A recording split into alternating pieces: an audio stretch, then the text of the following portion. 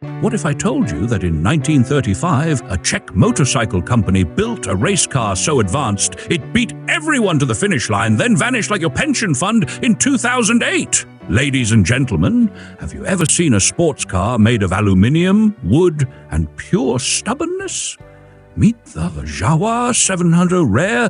Even Bigfoot calls it a rumor.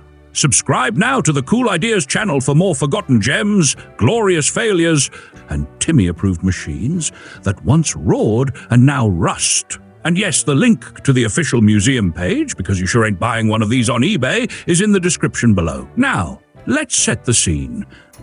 1935 Czechoslovakia. Beer was cold, borders were complicated, and some brilliant lunatics at Jawa thought, let's build a race car with 2 cylinders and put the engine in the front but make it tiny and only build half a dozen. What could go wrong? Apparently, nothing. The Jawa 750 ended up dominating its class in the legendary 1,000 Miles of Czechoslovakia race. Technically speaking, and yes, I'll go full nerd on this, it had a 745 cubic centimeters, 2-cylinder, 2-stroke engine.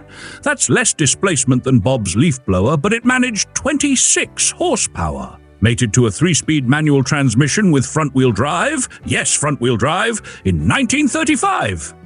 Suspension, independent, brakes, drum, frame, wooden.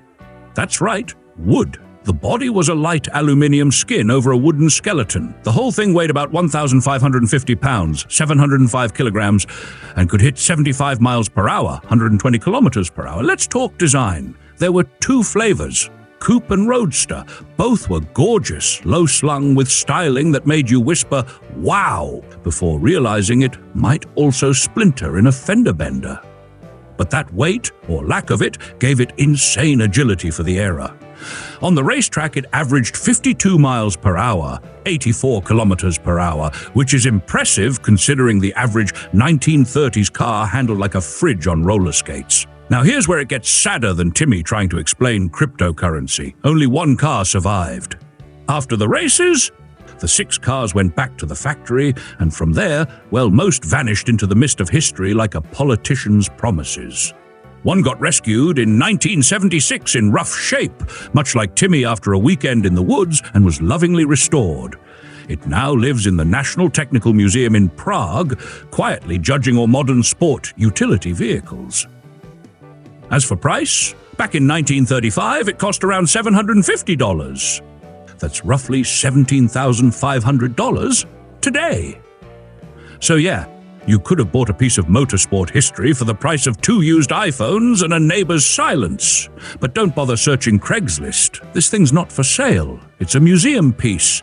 And even Timmy knows not to try negotiating with curators. He tried once, ended up banned from 3 libraries and a zoo. But you can admire the fact that in a world of mass production and bloated designs, someone once built 6 featherweight machines to go very fast and look very cool doing it. And for that, Jawa, we tip our racing helmets.